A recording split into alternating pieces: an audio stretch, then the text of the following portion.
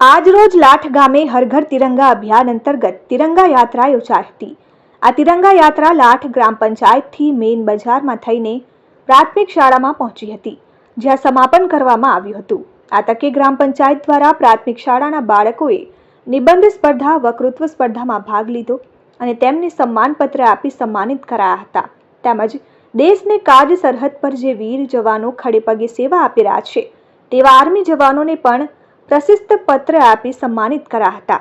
આ તકે ડુમિયાણી જિલ્લા પંચાયત સદસ્ય ભૂપતભાઈ ચાવડા, લાઠ ગ્રામ પંચાયત સરપંચ પૃથ્વીરાજસિંહ ચુડાસમા, તલાટી કમ મંત્રી વિજયભાઈ ગોહિલ, સહકારી મંડળી પ્રમુખ જોરુભા ચુડાસમા, ઉપપ્રમુખ ભરતભાઈ વાછાણી સહિત વીર જવાન વિરેન્દ્રસિંહ જાડેજા તેમજ ગામના યુવાનો, આગેવાનો, વડીલો અને મહિલાઓ બહોળી સંખ્યામાં ઉપસ્થિત રહી ભવ્ય તિરંગા યાત્રાના સાક્ષી બન્યા હતા।